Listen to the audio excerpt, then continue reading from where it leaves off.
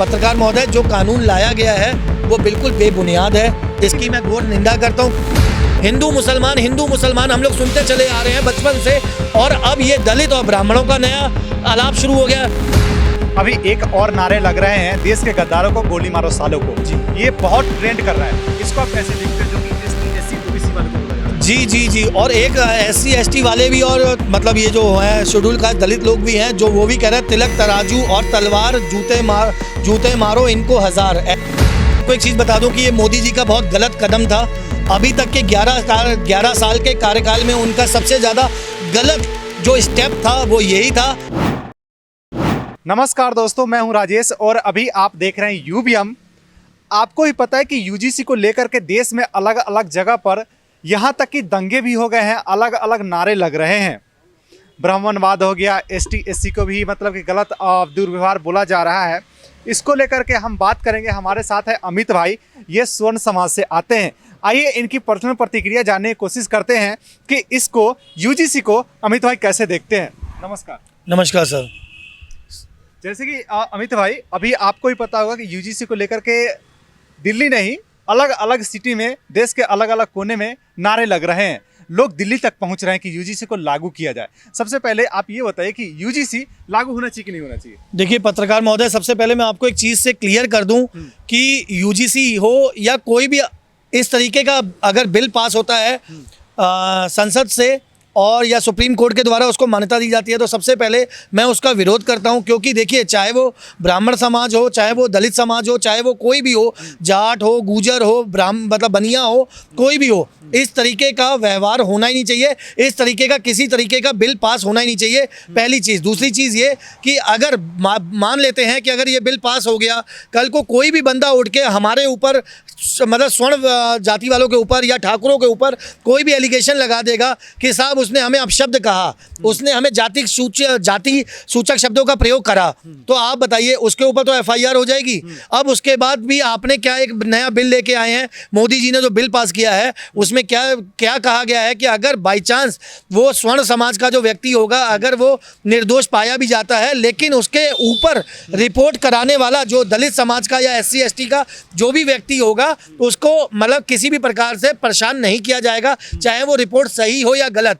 अरे भाई, क्यों आपको ऐसे कानून को लाने की जरूरत पड़ रही है जिसमें आपसी समाज में भेदभाव फैलाया जा रहा है, फूट डाली जा रही है? आप एक चीज़ बताइए, क्या देश में वैसे सांप्रदायिकता के नाम पर दंगे नहीं हो रहे हैं? जो आप ये और इसको बढ़ावा दिया जा रहा है, चिंगारी को आग दी जा रही है। आप बताइए, हिंदू मुसलमान हम लोग सुनते चले आ रहे हैं बचपन से, और अब ये दलित और ब्राह्मणों का नया आलाप शुरू हो गया। दलितों का, SC ST का और स्वर्णों का, ठाकुरों का आपस में एक नया राग आलाप शुरू हो गया। तो आपके चैनल के माध्यम से बताना चाहूँगा, मोदी जी से गुजारिश करना चाहूँगा, अमित शाह जी से गुजारिश करना चाहूँगा, इस बिल को बिल्कुल निरस्त किया जाए। ये बिल्कुल बेबुनियाद है, और अगर इसके खिलाफ अगर कोई भी एक्शन लिया जा रहा है कहीं पर भी, जैसे मैं देख रहा हूँ आए दिन रोज़ TV चैनलों पर, न्यूज़ पे, कहीं रील्स में दिखाया जा रहा है कि वहाँ पर JNU में बहुत मतलब ब्राह्मण मुर्दाबाद के नारे लग रहे हैं, ब्राह्मणों को गालियाँ दी जा रही हैं आप शब्दों का। अब क्यों नहीं उसके खिलाफ कार्रवाई हो रही है? आप बताइए,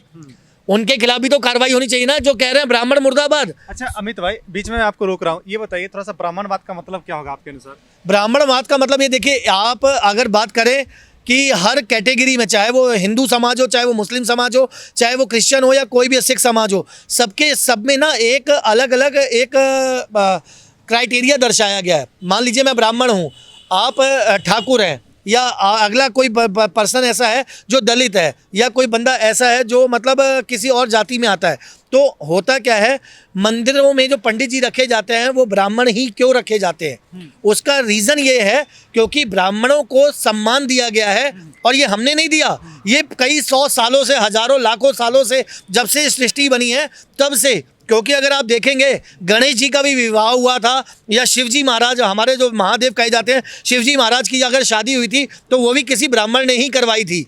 तो इसलिए ब्राह्मणों का दर्जा सर्वोपरि माना गया है। अगर आप उसमें फूट डालना चाहते हैं, आप उसको नैरेटिव बनाना चाहते हैं, आप उसमें एक मतलब सांप्रदायिकता के नाम पर भावनाएं भड़काना चाहते हैं लोगों की कि ये शेड्यूल कास्ट है, ये SC ST है, ये ब्राह्मण है, ये ठाकुर है, ये है, तो ये प्लीज़ आपसे हाथ जोड़ के मेरी गुजारिश है मोदी जी और अमित शाह जी से कि आप इस चीज़ों पर विशेष तौर पर ध्यान दीजिए, क्योंकि देश में अराजकता फैलाना बहुत आसान हो चुका है इस समय कि आप किसी को भी किसी भी तरीके से लड़वा सकते हैं। ठीक है, ठीक है।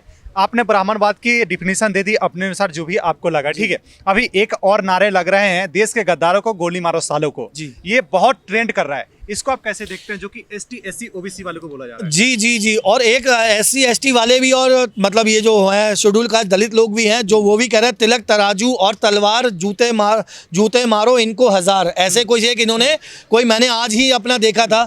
तो आप एक चीज़ बताइए, क्या क्या मेरी आत्मा नहीं दुखती है? मैं भी स्वर्ण समाज से आता हूँ। तिलक का क्या मतलब हुआ? ब्राह्मण। और तराजू का क्या मतलब हुआ? बनिया। और तलवार का क्या मतलब हुआ? क्षत्रिय। अगर आप एक चीज़ बताइए, जब आप सबको गए बुरा भला कह रहे हैं, तिलक तराजू और तलवार जूते मारो इनको हजार, तो आप लोगों को अगर कल को मैं कुछ कह दूं तो वो बात का बतंगड़ बन जाएगा, वो इशू बन जाएगा। क्यों? क्योंकि उनको तो एक आरक्षण मिला हुआ है, साथ में अंबेडकर जी ने जो उनको वो दिए हुए हैं कि दलित हैं, तो दलित अगर किसी के ऊपर SC ST का मुकदमा लिखवाना चाहेगा वो भी लिखवा सकता है।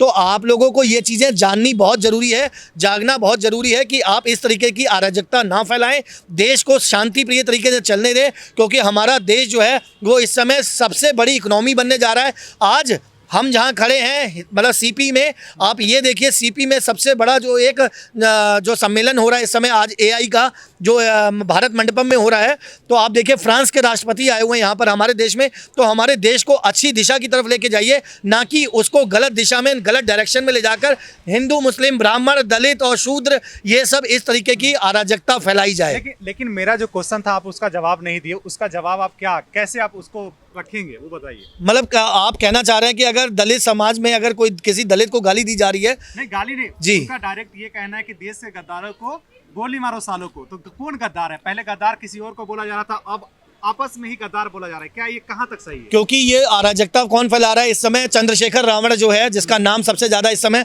हिट लिस्ट में आया हुआ है, हाईलाइट हो रहा है। क्योंकि उन्होंने अपने कुछ लड़कों को भेजकर, अपने टीम के कुछ लोगों को भेजकर और यहाँ पर दिल्ली में गंदगी फैलाना शुरू कर दी है, क्योंकि वो पार्लियामेंट में गलती से पहुँच गए हैं। बस इसी का खामियाजा जो है, अब वो इस समय क्या कहते हैं, दलितों के SC ST के मसीहा बन रहे हैं। उन्होंने मायावती तक को पीछे छोड़ दिया है। पहले यही चंद्रशेखर रावण जो है मायावती से टिकट मांगने गए थे। पत्रकार महोदय, आपको नहीं मालूम होगा क्योंकि मैं यूपी से हूँ, मुझे जानकारी है।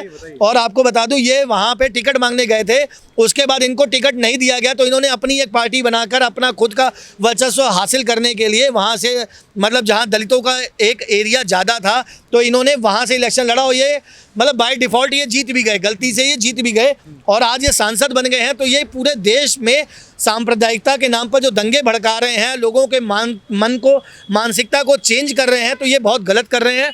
इसका खामियाजा पूरा देश भुगतेगा, क्योंकि कल को अगर ब्राह्मण और दलित आपस में लड़ जाएंगे तो आप बताइए क्या पूरा देश शांत बैठेगा? नहीं बैठेगा। और उसके बाद अभी तक हिंदू मुस्लिम हो रहा था, अब दलित और ब्राह्मण होने लगेगा। तो मेरी आपसे एक गुजारिश है, आप सभी भाइयों से, पूरे देशवासियों से, कि आप लोग एक हैं तो सेफ हैं। मैं नहीं मानता ये दलित और ब्राह्मण और शूद्र और ये सब चीज़ें, क्योंकि जब हम स्कूल में पढ़ने जाते थे तब तक हम लोग को ये नहीं पता होता था कि ये भाई जो खड़े हुए हैं, भाई साहब खड़े हैं, दलित हैं या शूद्र हैं, या जो मेरे साथ में लड़का या लड़की कोई क्लास में पढ़ रहा होता था वो दलित है या शूद्र है। हम लोग उसी के टिफिन से खाना खा लेते थे, उन्हीं के साथ में बैठते थे, खेलते थे, कूदते थे, सब काम करते थे।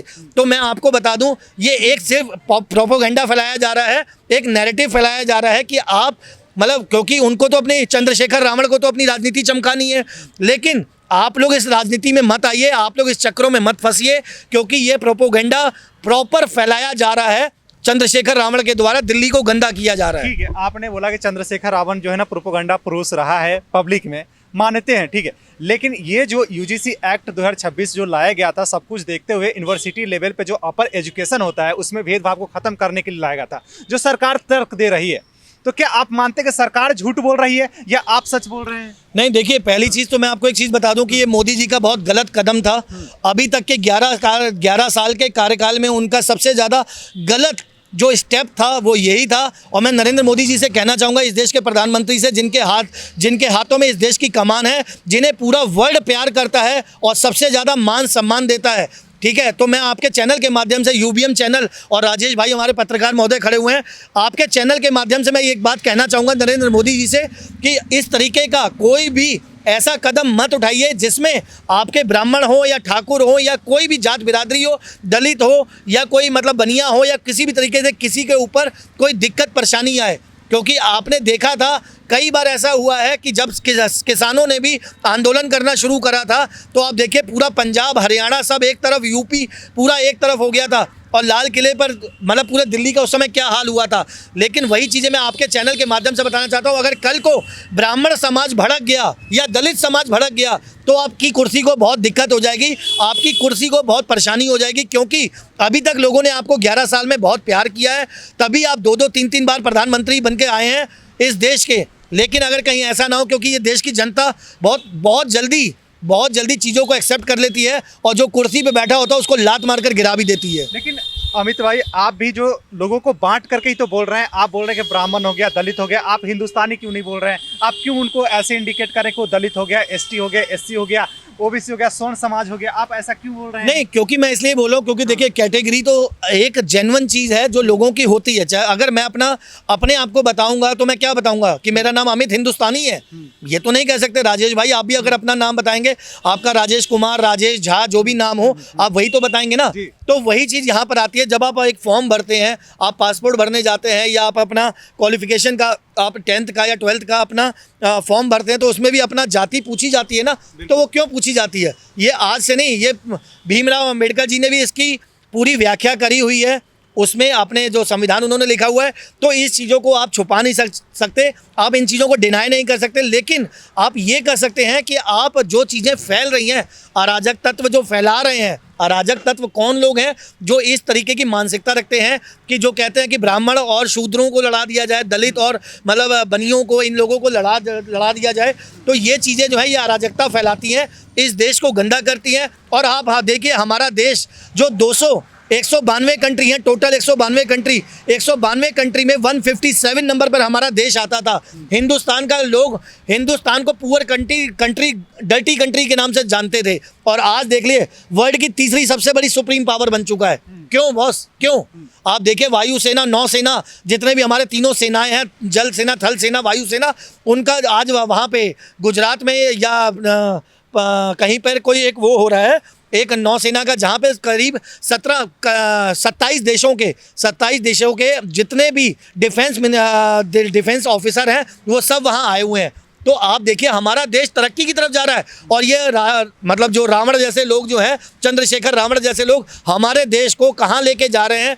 ये नेपाल की तरह जेनजी को उकसा रहे हैं और देश को गंदा करने के लिए अराजकता फैला रहे हैं। आप मानते हैं कि मतलब कि एसटी, एससी, ओबीसी वाले के बाद साथ भेदभाव नहीं कर रहे हैं सोन समाज? अरे सर, आज तक तो नहीं हुआ था, अब क्यों हो रहा है? मायावती भी थी, अगर आपने सुना होगा।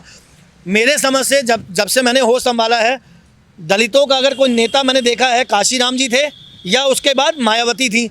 अगर दलितों के नेता का जब काशीराम जी थे या मायावती जी थी, मायावती के बाद अब ये कौन से हीरो बनने आ गए हैं यहाँ पर? चंद्रशेखर रावण। इसका मतलब आप मायावती जी की जो पॉलिटिकल बैकग्राउंड है उसको खत्म करना चाह रहे हैं, जो पॉलिटिक्स है उसको खत्म करना चाह रहे हैं। देखिए, जैसे जहाँ तक मुझे पता है, मैंने पूरा ये इस पे ग्राउंड रिपोर्ट बहुत सारे बनाए हैं। ठीक है, मुझे ड्यू के स्टूडेंट हो गए और बहुत सारे ऐसे ग्राउंड लेवल पे मुझे देखने को मिला है। लोगों ने कहा है कि मेरे साथ भेदभाव होता है, मेरे साथ बैठ करके ना खाते हैं ना बैठते हैं, मेरे साथ बैठने तक भी नहीं देते हैं। तो आप मानते हैं ना कि सोन समाज में कुछ ऐसे लोग भी हैं जो कि ये कर रहे हैं? देखिए, ऐसा होता है कि मतलब राजेश भाई, मैं आपको एक चीज़ क्लियर कर दूं, जो मतलब कोई गांव वाले लोग जो हैं, जैसे कई जो पिछड़ा एरिया जिसको बोलते हैं, जैसे बैकवर्ड एरिया जिसको बोलते हैं, ठीक है, बैकवर्ड एरिया से जो लोग आते हैं, जैसे मिश्रा हुए, दुबे हुए, शुक्ला हुए, दीक्षित हुए, ये वो लोग, जो कुछ ऐसे लोग जो होते हैं, वो क्या करते हैं कि उनकी मानसिकता उनके खानदानों से पीढ़ी दर पीढ़ियों से ऐसी चली आ रही है कि आप अगर दलित ने आपको छू भी लिया तो आप घर जाके 4 बार नहाएंगे। दलित अगर आपके घर में पाँव रख देगा, कदम रख देगा, तो आप उस आंगन को, उस फर्श को कम से कम 10 बार धोएंगे, गंगा जल छिड़केंगे। ये लोगों की मानसिकता किसने बनाई है?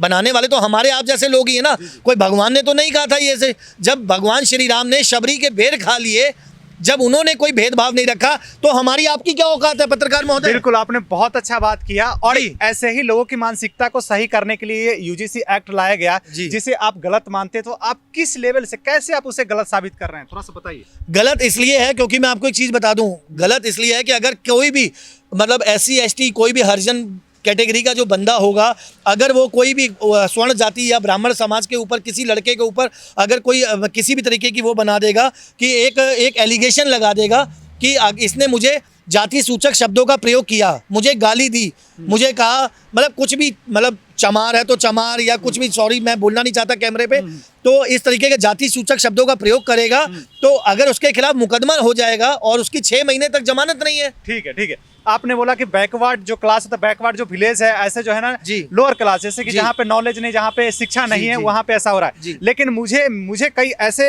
इंफॉर्मेशन मिले जो कि दिल्ली और राजस्थान ऐसे शहर में भी जो है ना, मतलब कि जात पूछ करके उसे रूम देने से मना कर दिया जा रहा है। तो आप बताइए, आप गाँव की बात करें, शहर में ये चीज हो रहा है, तो आप उसको कैसे जस्टिफाई करेंगे? देखिए सर, हम इस समय देश की राजधानी दिल्ली में खड़े हैं और यहाँ पर ऐसा हमारे यहाँ, अगर मैं खुद भी एक प्रॉपर्टी डीलर हूँ और मैं आपको एक चीज़ बता दूँ कि यहाँ पर कहीं पर भी मैंने तो ऐसा नहीं सुना, लेकिन हाँ जो लोग सिर्फ कहते हैं ना, एक जो पेट्रोल जहाँ पे होता है वहाँ पर एक चिंगारी की ज़रूरत होती है, तो ये लोग क्या कर रहे हैं, ये लोग उन जगहों को टारगेट कर रहे हैं जहाँ पे अपनी भीड़ बुला सकें, जहाँ पे अपने लोगों को बुला सकें। वहाँ पर क्या होता है कि जैसे जंतर मंतर हुआ, अब जंतर मंतर में जो बवाल हो रहा था इतने दिनों से यही यूजीसी को लेके, तो वहाँ पर चंद्रशेखर रावण ने अपने 40-50 लड़के भेज दिए वहाँ पर अराजकता फैलाने के लिए। आपने सुना होगा कि जब कांवड़ यात्रा निकलती थी पहले यूपी में तो ईंटें पत्थर की बरसात होती थी, आज क्यों नहीं होती पत्रकार महोदय, आज क्यों नहीं होती? क्योंकि वहाँ बाप बैठा है ना इनका, यूपी में बाप बैठा है, योगी आदित्यनाथ बैठा हुआ है। अगर आप उसको दिल्ली में लेके आ जाइए, उसके बाद बता दीजिएगा क्या यूजीसी और क्या हिंदू मुस्लिम और क्या ये दलित और ब्राह्मण। आप देखिए ना, आप मौका तो दीजिए एक बार योगी आदित्यनाथ को। मैं आपके चैनल के माध्यम से पूरे सभी देशवासियों को कहना चाहता हूँ, एक बार, सिर्फ एक बार आप देश का प्रधानमंत्री योगी आदित्यनाथ को बना दीजिए।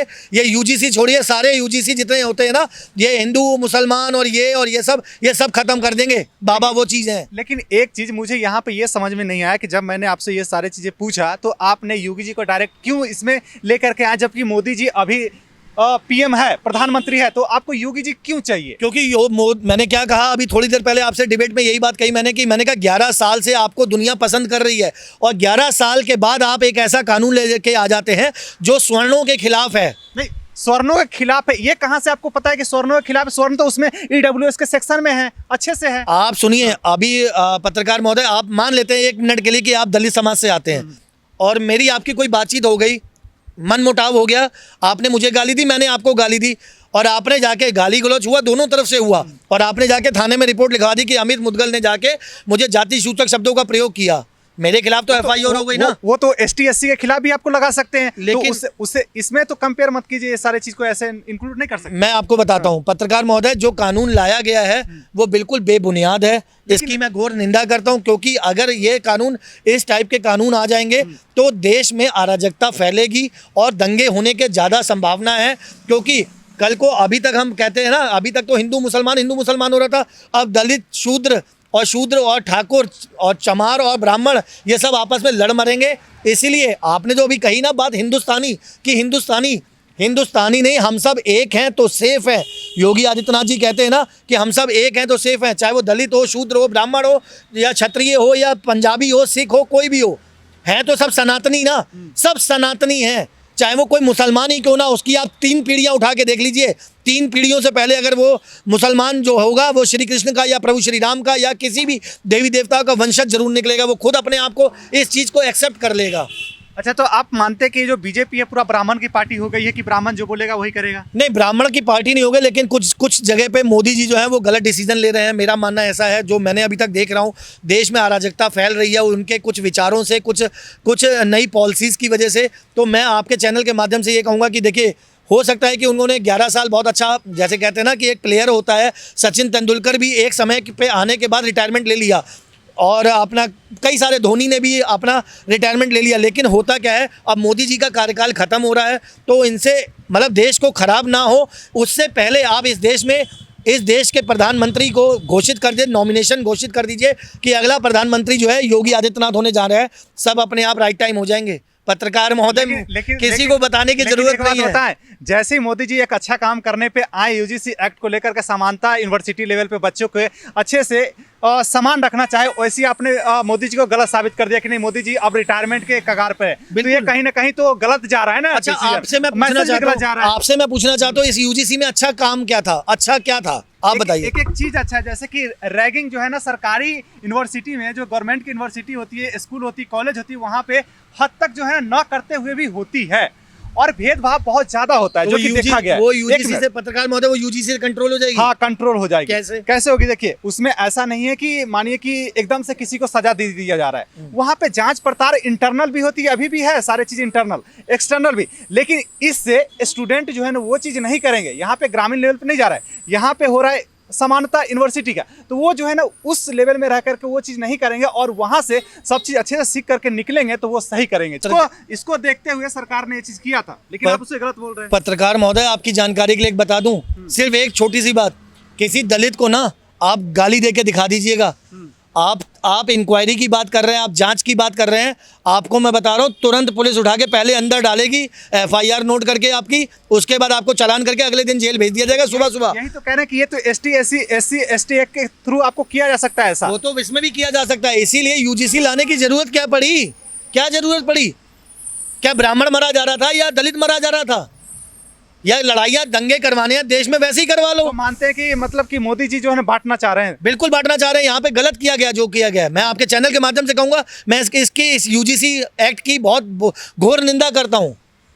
ये नहीं होना चाहिए था, और इसके खिलाफ मतलब ये बिल्कुल प्रॉपर पूरा तरीके से बैन कर दिया जाए, क्योंकि इन चीज़ों से पूरे देश में अराजकता फैल रही है। अभी तो ये मतलब दिल्ली से शुरू हुआ है, अभी आप बता रहे थे कहीं और भी, किसी और राज्य में भी शुरू हो गया है। तो आप बताइए, कल को पूरा उत्तर प्रदेश उठ जाएगा, कल को हरियाणा, पंजाब और जितना बिहार, ये सब उठ के खड़े हो जाएंगे। ठीक है, आपने बहुत अच्छा कहा, लेकिन जैसे कि 2012 वाला यूजीसी अभी भी लागू है, तो आप उसके खिलाफ क्यों नहीं आवाज उठाते कि उसको भी बंद करो? लेकिन आप गुरुजी, आप नहीं समझ रहे हैं। मैं आपको एक चीज़ बता दूं, जो एक्ट लाया गया है उसमें क्या है कि उसमें बहुत सारी चीज़ें, जैसे कि आपने दलित समाज से आप आते हो, आपने मेरे ऊपर मुकदमा लिखवा दिया, उसके बाद मुकदमा लिखवाने के बाद आपने, पुलिस ने इंक्वायरी नहीं करी, पहले आपको जेल भेज दिया, आप 4 महीने या 6 महीने जेल में रहे। 6 महीने तक तो वैसे भी उस पर कोई कार्रवाई नहीं है कि आपको उसमें बेल एप्लीकेबल हो सकते हैं, यानी कि आप बेल के हकदार नहीं है अगले 6 महीने तक। 6 महीने आपने सज़ा काट ली, 6 महीने के बाद अगर 8 महीने के बाद मैं निर्दोष पाया गया, मैं जेल में 8 महीने सड़ के आया हूँ, और आपके खिलाफ पुलिस कोई भी एक्शन नहीं ले रही है, तो ये कहाँ का न्याय है, जरा आप बताइए। बिल्कुल सही, ये कोई न्याय है? नहीं है। इसीलिए ये कानून नहीं बनने चाहिए, इस तरीके के कानून नहीं होने चाहिए। देखिए, अमित भाई ने बहुत अच्छे से बात करी, सारे क्वेश्चन का जो है ना अच्छे से जवाब दिया। और एक चीज़ मैं और बता दूं, कई सारे ऐसे केस भी आए हैं जिसमें जो है ना जनरल कास्ट के, सोन समाज के जो है ना निर्दोष भी साबित हुए। कई ऐसे भी केस आए हैं जिसमें जो है ना दोषी को जो है ना सजा भी हुई है, और कई ऐसे भी विक्टिम जो है ना ऐसे ही उनके साथ दुर्व्यवहार किया गया जिसको सजा नहीं हुआ है। तो मैं लास्ट में आप लोगों से यही कहना चाहूँगा, अब आप लोग बताइएगा कि ये जो यूजीसी एक्ट है उसे लागू करना चाहिए था सरकार को या नहीं करना चाहिए। अभी स्टे लगा हुआ है, अगली सुनवाई 19 मार्च को है।